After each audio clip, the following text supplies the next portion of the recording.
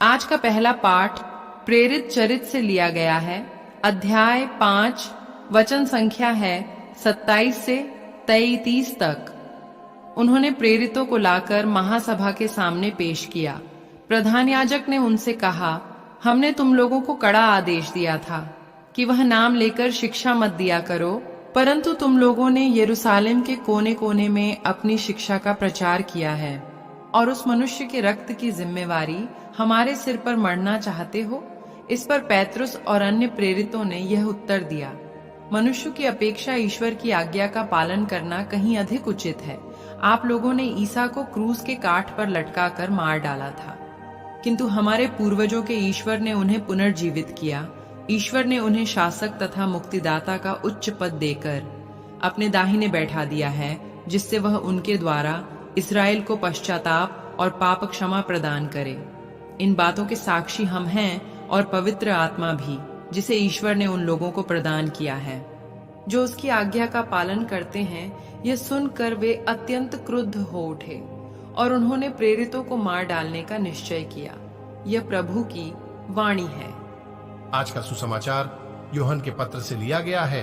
अध्याय 3 वचन संख्या है 31 से 36 तक।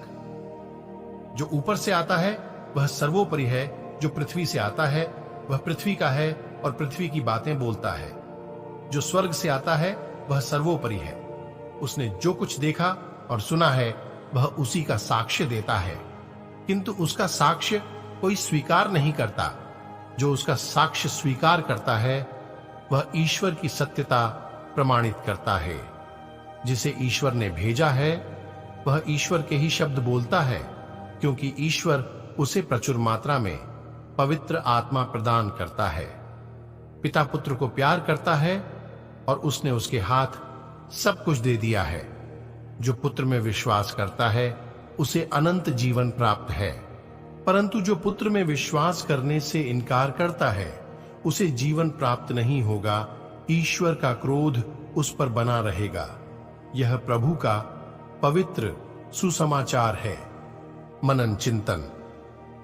सत्य को कोई छिपा नहीं सकता और न उसे पराजित कर सकता। सत्य तो सत्य है और सदा सत्य बना रहेगा। प्रधान याजक एवं महासभा के कुछ लोगों ने प्रेरितों को आदेश दिया कि पुनर्जीवित प्रभु यीशु का नाम लेकर शिक्षा न दे, लेकिन उन्होंने उसके विपरीत किया। वे सारे यरूशलेम के कोने कोने में जाकर प्रभु की शिक्षा का प्रचार किया। प्रेरित लोग निडर होकर अपने कार्य में आगे बढ़ रहे थे। वे मनुष्य की नहीं बल्कि ईश्वर की आज्ञा का पालन करते हैं। ईश्वर सत्य है, हमें सत्य को स्वीकार करना है।